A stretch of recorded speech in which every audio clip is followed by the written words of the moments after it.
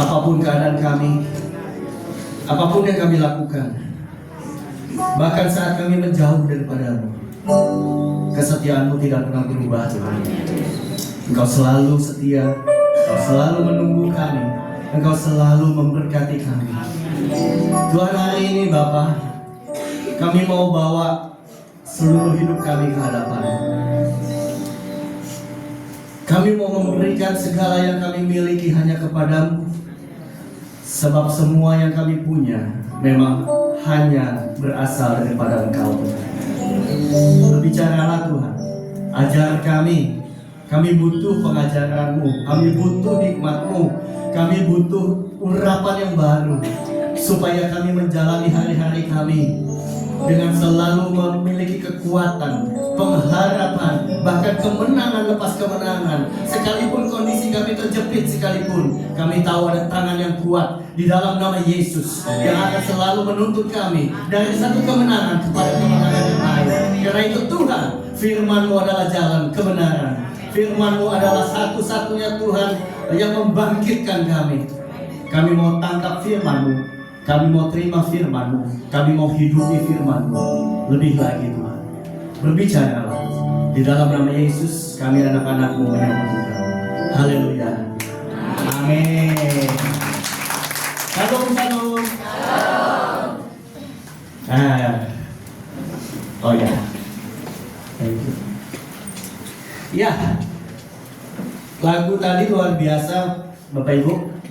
Walaupun Tuhan tidak menolong, walaupun duri dalam dagingku, walaupun doaku tidak dijawab, aku memilih untuk percaya dan mengucap syukur.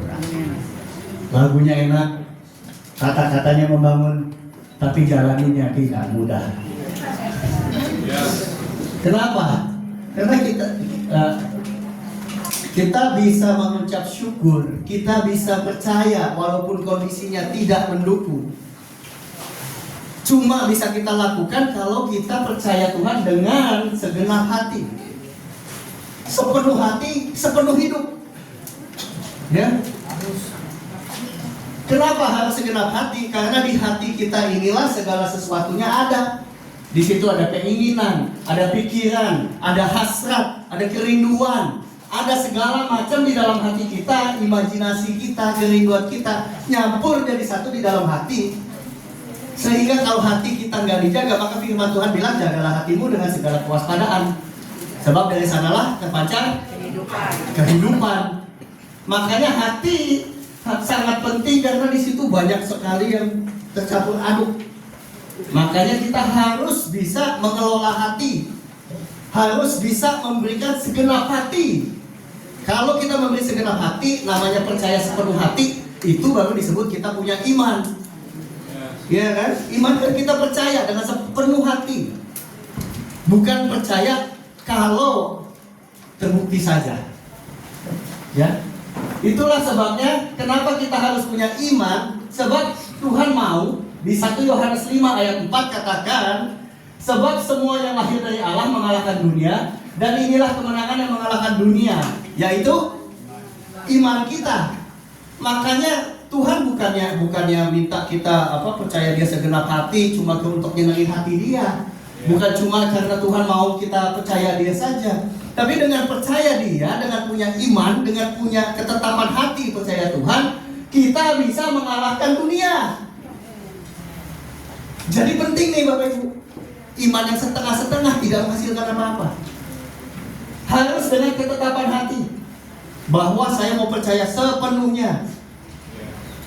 Walaupun doaku tak terjawab, walaupun tadi hidupnya belum berubah, walaupun sepertinya Tuhan tidak menolong, saya tetapkan hati.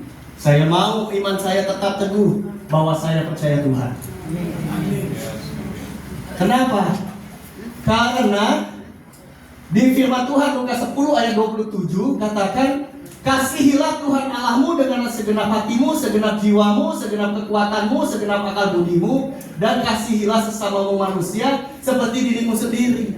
Seringkali kita susah punya iman yang betul-betul mengasihi Tuhan, karena ternyata kata-kata kasih itu sendiri, dunia nggak bisa artikan. Kalau kita lihat di Kamus Besar Bahasa Indonesia, kita tanya kasih itu apa? Yang dijelaskan di Kamus Besar Bahasa Indonesia itu, kasih itu adalah rasa suka, rasa sayang, suka sama pasangan, dan lain-lain. Itu cuma bagian kecil dari kasih. Yang mungkin kita pernah dengar ya, diajarin ya, bahwa kasih itu ada 4 macam. Ada kasih eros, ya kan, storge, filia, dan agape. Yang bisa dijelaskan cuma 1-2 saja dari dunia ini. Bahkan dalam bahasa Inggris, kasih dan cinta sama-sama love. Dunia susah menjelaskan artinya kasih. Kasih itu cuma rasa suka, rasa sayang, perhatian. Mereka nggak ngerti bahwa kasih itu yang sudah ditunjukkan oleh Tuhan Yesus adalah kasih agape. Kasih yang tanpa syarat. Kasih yang menerima apa adanya. Kasih yang rela berkorban, mengorbankan nyawanya, walaupun yang ditebusnya nggak ngerti. Itu kan kasih. Dan dunia nggak ngerti. Makanya tidak mudah untuk menemukan yang namanya kasih, yang namanya iman di dunia ini. Nah, kita beruntung Tuhan Yesus sudah mencontohkan. Kita beruntung Tuhan Yesus sudah ajarkan bahwa ada kasih yang nggak peduli keadaan kita, yang nggak peduli nih pikiran kita yang masih nggak benar, perbuatan kita yang masih nggak benar. Tapi kasih Yesus sudah nebus kita. Dia sudah mati buat kita, nggak peduli kondisi kita. Kita beruntung ada contoh kasih yang dunia nggak bisa jelaskan. Karena itu kita harus belajar dari Tuhan Yesus. Kita harus bisa mengasihi Tuhan dengan segenap. Baru kita bisa kasih sesama juga. Ya. Jadi kita harus tahu bahwa waktu kita berkata kita punya iman, waktu kita berkata kita percaya dengan sepenuh hati, artinya apapun yang Tuhan suruh, apapun yang Tuhan perintahkan, apapun yang Tuhan ajarkan, semuanya pasti benar. Semuanya harus kita kerjakan. Nah, kenyataannya kita suka setengah-setengah. Iya, hari ini kan saya mau khotbahnya agak santai-santai kayak yang di YouTube gitu ya. Yang nggak ngegas-ngegas gitu ya. Maunya gitu, Pak. Ya. Jadi dikatakan taat yang setengah-setengah itu artinya nggak taat. Coba 10 perintah Tuhan. Kalau bapak ibu nggak membunuh, tapi mencuri, dosa nggak? Taat nggak?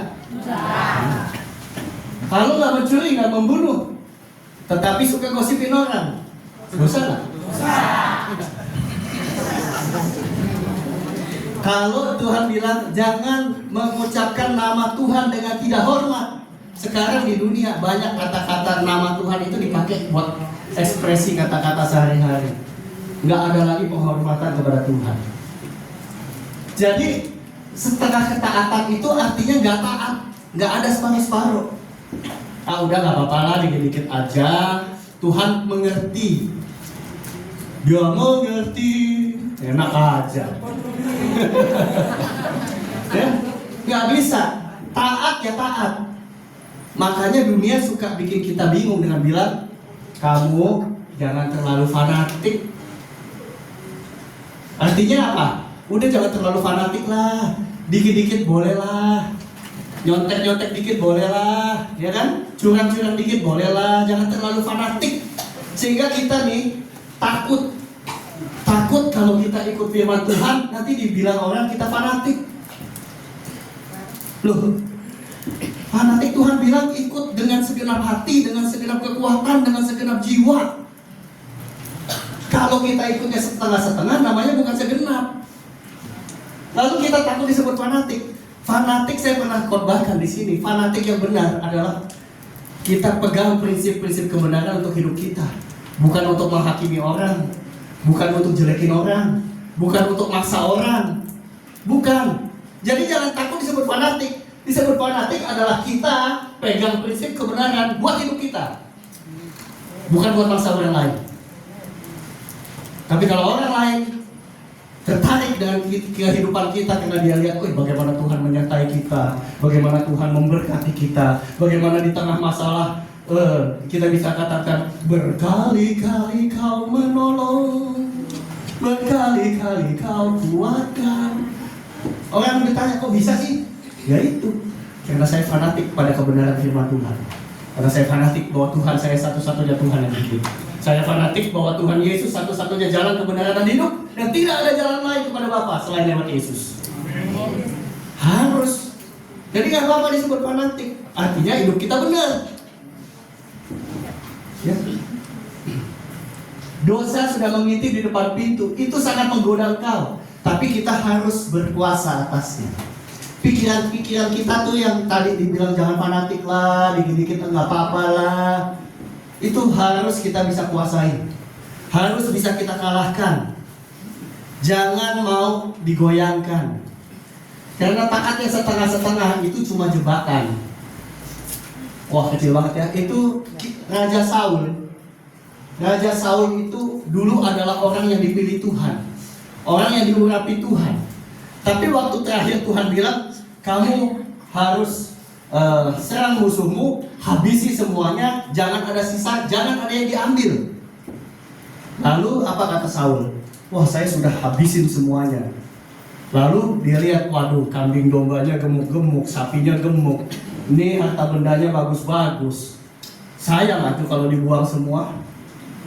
Lalu dia mulai pikir, mendingan gini, yang jelek-jelek saya bunuh, saya habisin, saya buang, yang bagus saya ambil, nanti saya bikin korban bakaran buat Tuhan. Pikiran Saul mulai terkontaminasi, udah mulai, Tuhan maunya inilah, Tuhan ngertilah, sayang banget ini, mendingan saya kasih buat korban buat Tuhan aja. Tuhan mau disogok. Kita tahu cerita akhirnya, Saul jatuh, kehidupannya rusak.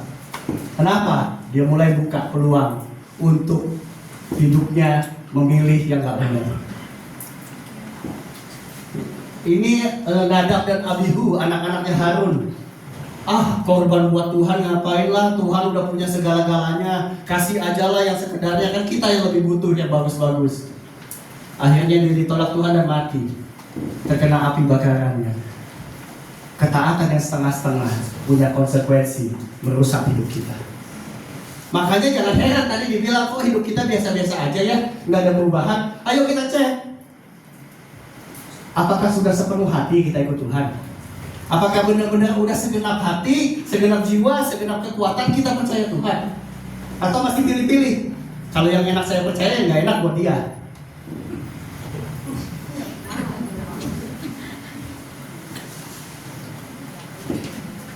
Nah, kalau bilang udah ikut Tuhan, udah sepenuh hati, coba kita cek.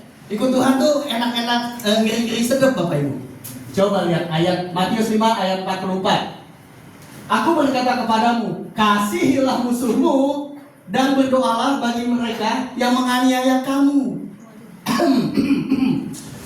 Salah pilih ini bukan gereja nih kayaknya nih. Salah nih ikut Tuhan nih kayaknya nih. Masa doain dan kasihi musuhmu dan doa bagi yang menganiaya kita?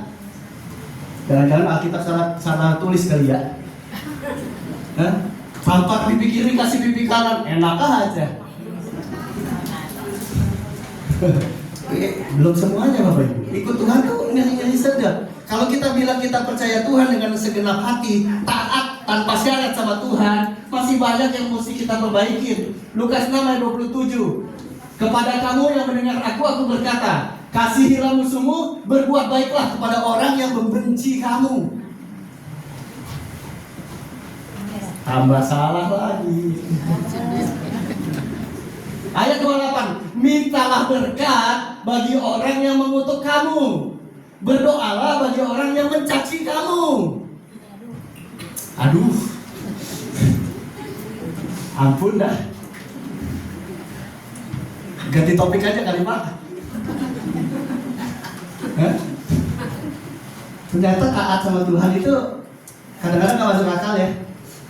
Masa kita dikutukin, kita dicaci maki, kita mintain berkat buat dia? Masih belum Bapak Ibu, masih ada. Tetapi kamu kasihilah musuhmu, berbuat baik kepada mereka, pinjamkan dengan tidak mengharapkan balasan. Aduh, maka upahmu akan besar dan kamu akan menjadi anak-anak Allah yang maha tinggi, sebab Ia baik terhadap orang yang tidak tahu berterima kasih dan terhadap orang-orang jahat.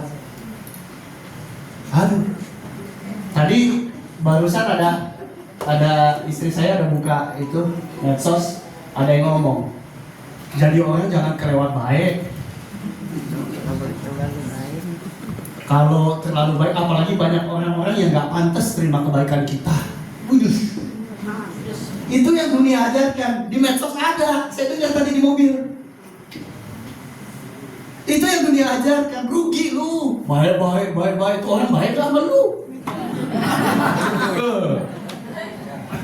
Tapi kalau kita bilang, Tuhan, aku percaya kepadamu dengan segenap hati, dengan segenap jiwa, dengan segenap kepikiran, dengan segenap hidupku, Tuhan ajarinnya ya ini tadi. Boleh difoto, dicatat, boleh. Nanti di rumah dihafalin ya. Jadi kalau kita taat sama Tuhan, bahkan sama musuh pun, Tuhan menuntut kita untuk menaburkan kebaikan. Tuhan minta kita mendoakan mereka supaya diberkatin. Pinjamkan tanpa minta balasan. Waduh, gawat. Kalau bisa mah kita mah minta tambah bunga ya. Pinjemin 100, baliknya 250 gitu ya. Nah ini pinjemin 100, jangan minta balasan. Dibalikin syukur, nggak dibalikin. Ya ampun.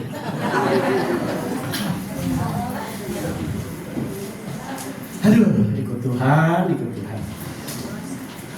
Jadi pertama-tama kita harus dengan segenap hati, supaya kita bisa punya iman dan berani untuk taat, ngikutin apa kata Tuhan. Termasuk yang ini, yang gak enak ini. Jangan yang enaknya doang. Ya, kalau yang enaknya amin, Tuhan baik, luar biasa Tuhan. Tapak pipi kiri, lemparin batu. Ya gak bisa. Yang kedua, kenapa kita harus dengan segenap hati mencari Tuhan, dengan segenap hati menyembah Tuhan? Karena di Mazmur 115 ayat 4-8 dikatakan begini, berhala-berhala mereka adalah perak dan emas buatan tangan manusia. Punya mulut tidak dapat berkata, punya mata tidak dapat melihat, punya telinga tidak dapat mendengar, punya hidung tidak dapat mencium, punya tangan tidak dapat meraba, punya kaki tidak dapat berjalan, dan tidak dapat memberi suara dalam kerongkongannya. Nah, ayat 8. Seperti itulah jadinya orang-orang yang membuatnya dan semua orang yang percaya kepadanya. Artinya apa? Kita akan jadi seperti apa yang kita sembah. Jadi kalau kita nggak sepenuhnya nyembah Tuhan, berarti ada sesuatu yang lain yang kita sembah. Dan firman Tuhan katakan, engkau akan jadi seperti yang kau sembah. Apa yang kita andalkan selain Tuhan? Siapa yang kita percayai selain Tuhan? Ada yang percaya dewa-dewa lain. Ada yang percaya orang pinter, keblinger lainnya. Bahkan idola kita di dunia ini siapa? Kamu mengagumi siapa di dunia ini? Seperti itulah kamu akan menjadi. Lihat. Kalau dari gambar-gambar ini, kita bisa langsung tahu nih. Kalau yang ini, kira-kira mereka sukanya apa nih? Nggak mungkin dong musik keroncong. Hah? Nah, mereka nggak mungkin sukanya musik keroncong atau dangdut, nggak mungkin kan? Kita langsung tahu, oh ini orang-orang rocker, penyanyi punk rock, gayanya akan seperti ini. Lalu ini orang-orang yang pakai ini, oh ini orang-orang yang suka cerita-cerita pendekar Jepang. Kita akan kelihatan seperti apa sesuai dengan apa yang kita idolakan, apa yang kita sembah, apa yang kita puji-puji. Kita berusaha menjadi seperti yang kita sembah. Makanya dibilang kalau kita ikut Tuhan, orang lain harus bisa lihat Tuhan dari hidup kita.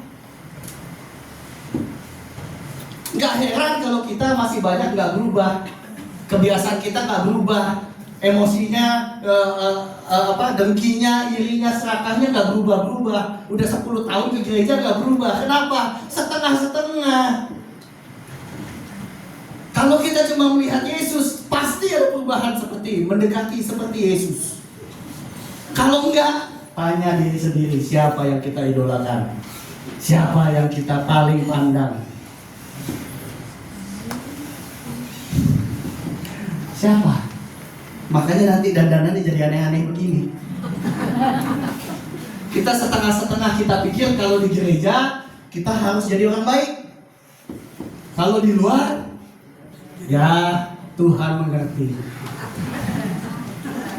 Ada yang pernah tanya kepada salah satu hamba Tuhan gini, Pak, saya tuh pengen ke gereja sebetulnya, tapi saya tuh kalau saya nggak bisa berhenti ngerokok, Pak.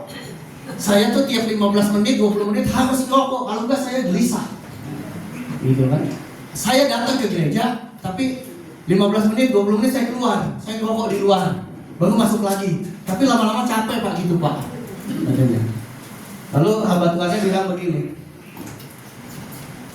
kalau gitu kamu ngerokok aja di dalam gereja. Waduh, katanya, mana boleh, Pak, di dalam gereja ngerokok, dosa, Pak. Kan ada Tuhan di situ, ya kan? Ada Tuhan. Lalu hamba Tuhan ini bilang, jadi kalau di luar kamu boleh ngerokok, di dalam gereja nggak boleh. Kamu pikir di luar nggak ada Tuhan? Kamu pikir di rumahmu nggak ada Tuhan? Kamu pikir di tempat sepi itu, di tempat gelap itu, di diskotik itu, di tempat-tempat yang kayak begitu nggak ada Tuhan? Karena kita setengah-setengah, kita bilang kalau di gereja, kalau kumpul sama orang-orang seiman, jangan bikin dosa, kita mesti jadi orang suci. Kalau di luar, terserah gue. Ya, Tuhan ada di luar, sama seperti dalam gereja.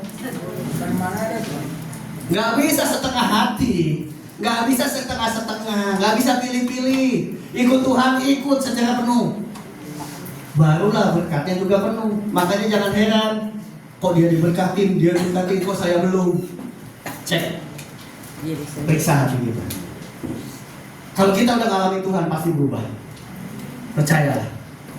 Ini tadi saya ngelihat penyembahannya Pak Nove. Sekarang sama kemarin beda. Habis ngalamin kebaikan Tuhan, wow. Ya Pak, rasanya setiap kata-kata lagu itu punya makna lebih besar ya Pak, lebih dalam buat hidup kita.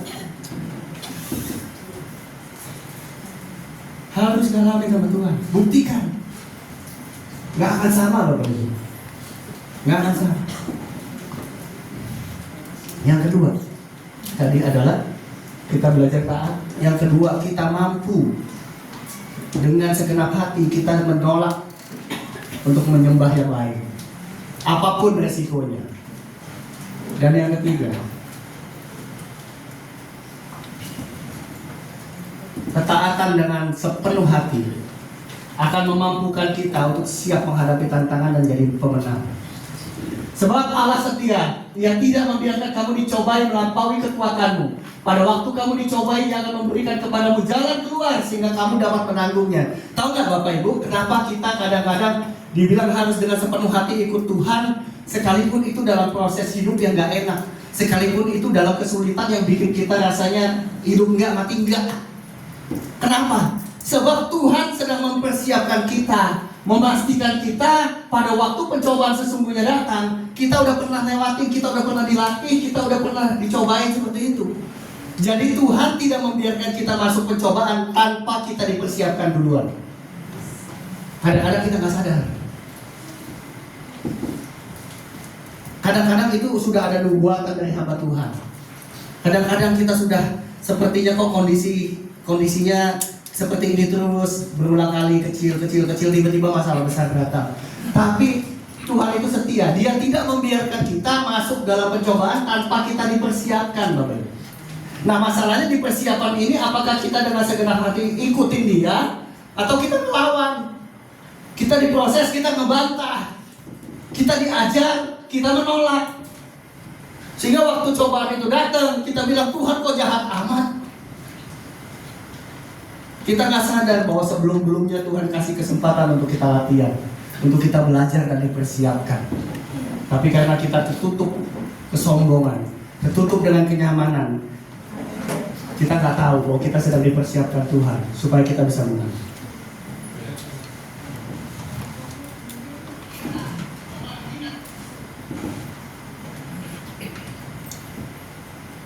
Karena gini Bapak Ibu, dosa itu nggak pernah datangnya langsung gabung.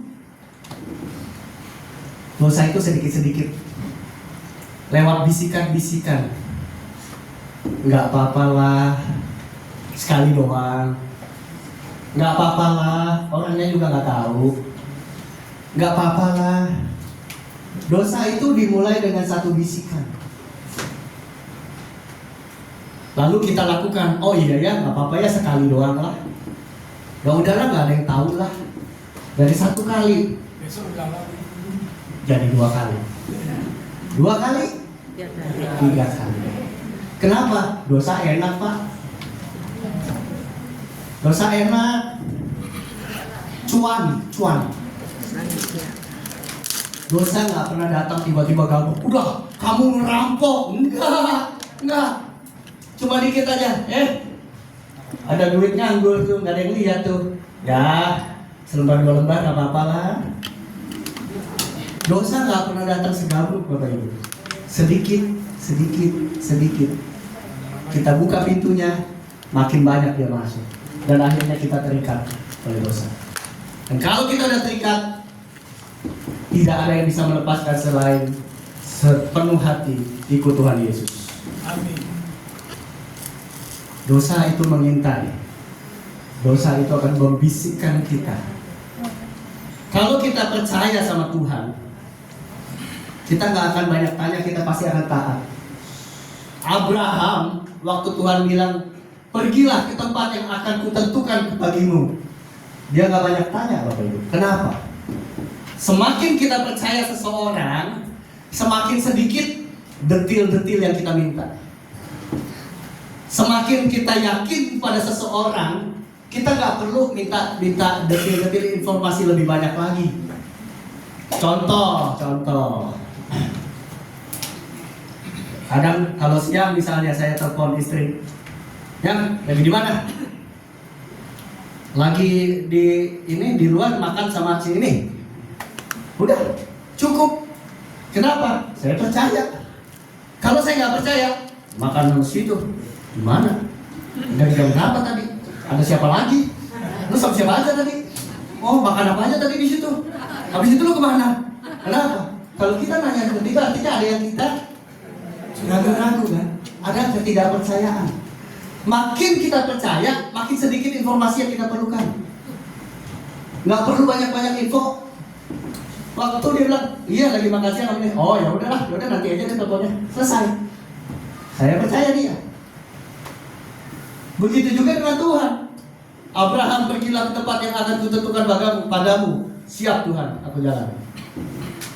Abraham nggak perlu tanya arahnya kemana, jalannya kemana, berapa panjang jalannya, nanti naik apa, ontanya bawa berapa, kudanya bawa berapa. Karena Abraham percaya sepenuh hati dengan Tuhan. Bapak Ibu percaya nggak di gereja ini pun kita dikatakan jemaat yang berakar dalam iman? Seberapa dalam iman kita sama Tuhan? Seberapa banyak tiap hari kita nanya Tuhan? Kita memiliki kesaksian hidup, seberapa banyak kita taat sama Tuhan? Kita ikutin apapun yang Tuhan mau.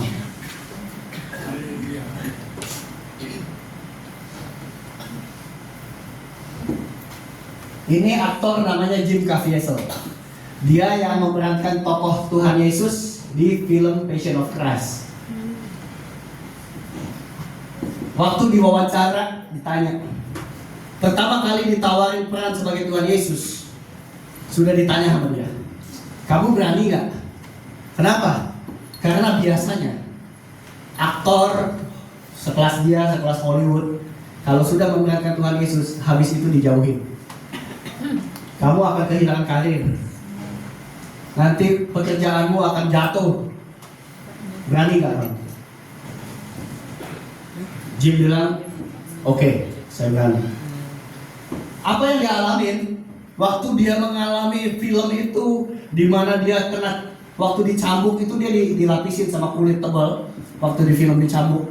Tapi ternyata karena ada rantainya, itu tuh waktu dipukul lewat dari kulit itu dan nancap di kulit dia dan ketarik, dagingnya pun ketarik. Sesakit itu dia sampai pingsan waktu di kayu salib. Dia sempat tersambar petir dan bahunya copot karena berat kayunya. Dia kena hipotermia, paru-paru basah. Itu dia alami. Tapi dia bilang, saya sudah ngambil keputusan, saya akan jalanin sampai akhir. Menderita loh. Dan dia bilang, saya di film, di mana di situ banyak trik-trik, banyak pelindung-pelindung, pengaman-pengaman yang dipakai. Begitu menderitanya yang saya rasakan. Bagaimana kalau Yesus yang jalanin itu sendiri, tanpa ada trik, tanpa ada pelindung. Di setiap cambuk itu ada duri yang melengkung yang ditancapkan ke badan Yesus dan menarik dagingnya keluar. Apa yang Yesus rasakan waktu tangannya dipaku, kakinya dipaku? Apa yang Yesus rasakan seasli-aslinya dia. Dari situ hidup Jim berubah. Dan sampai hari ini dia tetap berkarya. Yang ditakutkan bahwa dia kehilangan pekerjaan, dia bilang, saya punya pekerjaan yang lebih baik. Saya tetap melakukan pekerjaan saya dengan lebih tahu siapa itu Yesus. Saya melayani Yesus dengan satu gambaran yang belum pernah saya miliki sebelumnya, bahwa sampai segitunya Tuhan disiksa buat saya, mati buat saya, dan saya seringkali masih gak percaya dia sepenuh hati.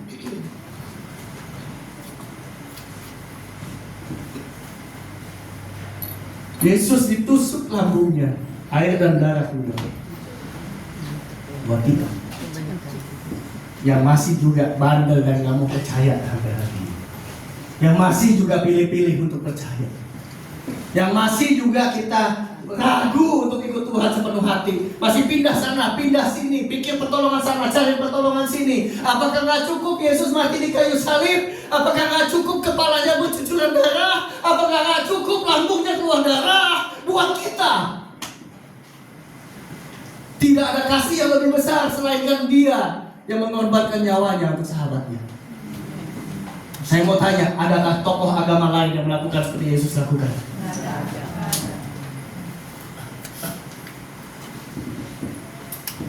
Kenapa kita gak berani ikut dia sepenuh hati? Kenapa kita masih takut sama hidup kita? Rasanya tergencet, rasanya gak mungkin. Ini adalah satu lukisan yang dipasang di Museum Louvre di Paris, Prancis. Bukan di belakang bandara ya, di sana di Paris ya. Ada museum seni.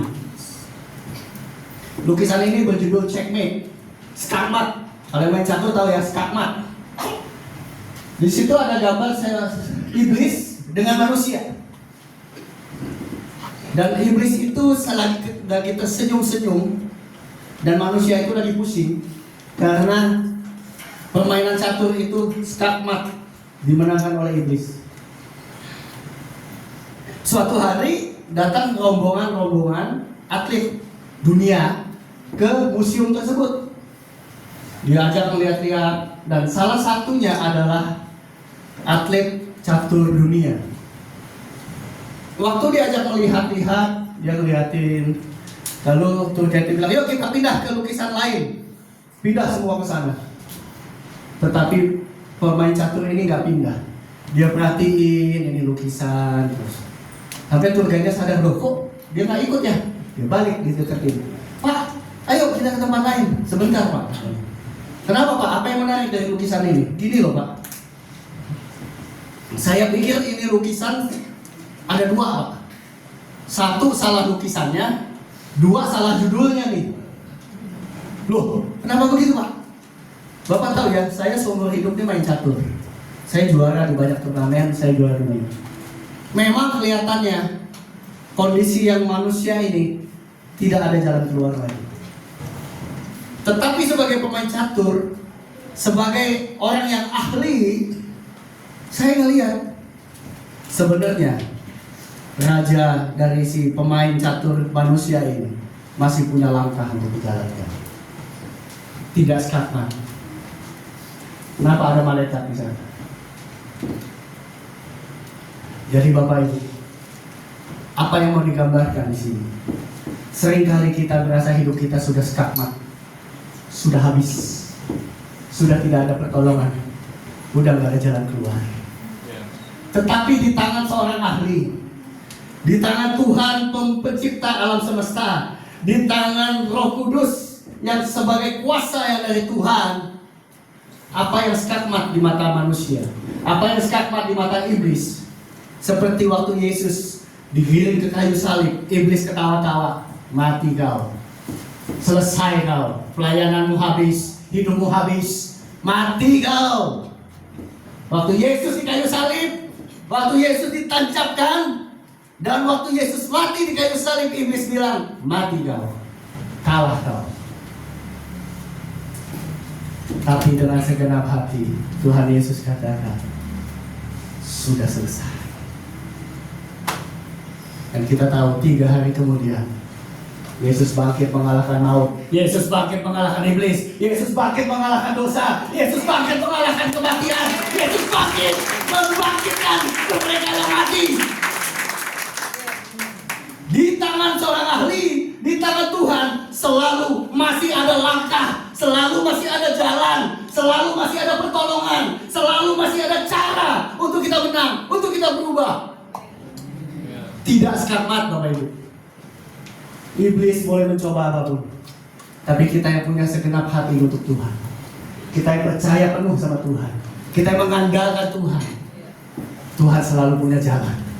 Tuhan selalu punya celah untuk menolong kita, membalikkan keadaan.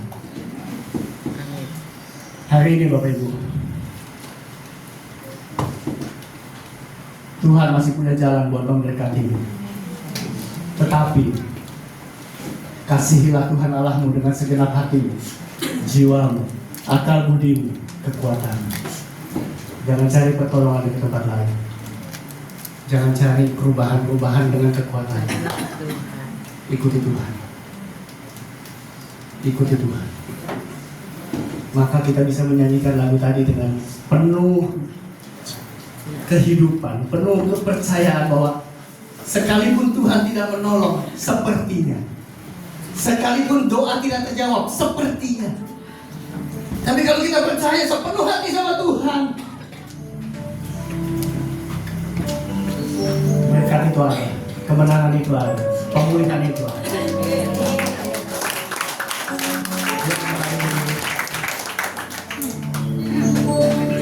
Jangan setengah hati Bapak Ibu, dengan segenap hati. Meskipun Tuhan menolongmu, amin. Meskipun di dalam dariku tetap memilih dan percaya dan mengucap syukur.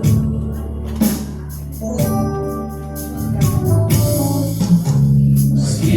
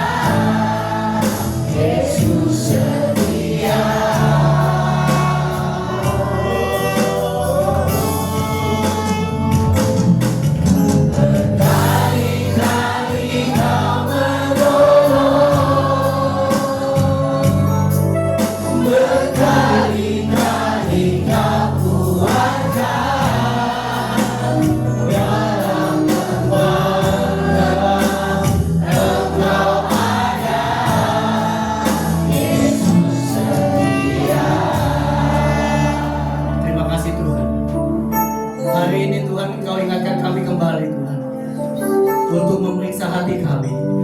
Apakah kami betul-betul segenap hati mempercayai hidup kami ke dalam tangan-Mu?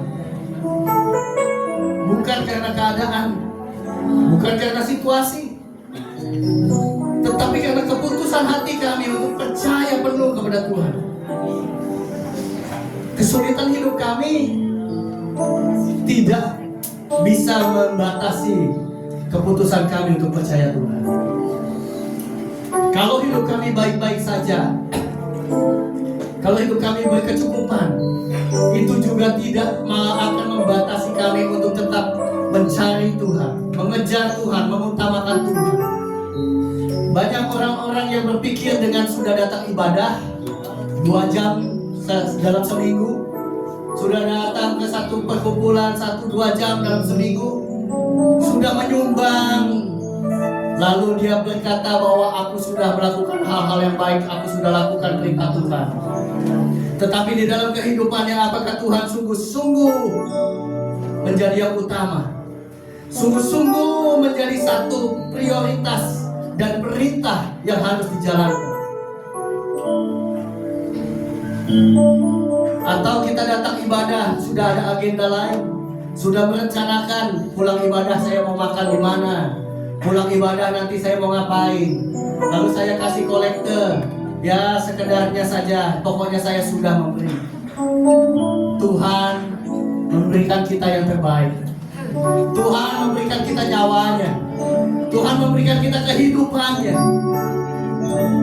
Lalu waktu kita memberi sedikit dari hidup kita, kita merasa sudah berbuat baik buat Tuhan.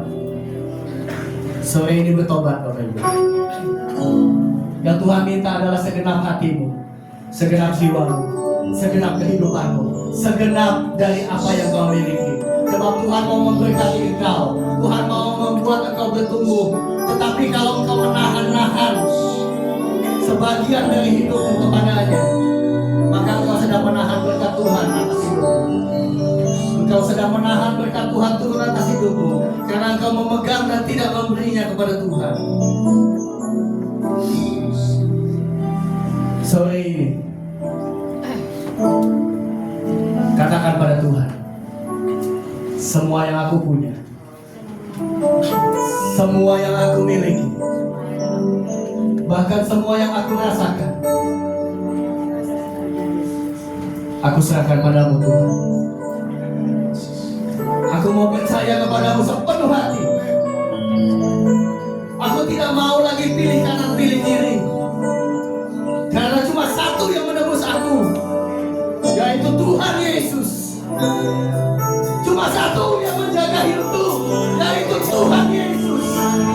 Cuma satu yang mengasihi aku, yaitu Tuhan Yesus. Ini hidupku Tuhan.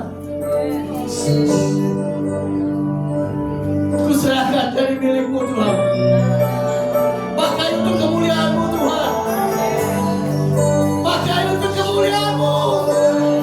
Biar nama-Mu dimuliakan dalam hidupku Tuhan. Hanya Engkau. Hanya Engkau Tuhan. Terima kasih. Berkati jemaat-Mu. Berikan mereka keberanian untuk menetapkan pilihan. Percaya Tuhan Yesus dan tidak ada yang lain. Percaya kepada kasih Tuhan, tidak ada yang lain. Terima kasih. Dalam nama Yesus, inilah hidup kami. Dimuliakanlah nama-Mu. Dalam nama Yesus. Terima kasih. Berkali-kali Kau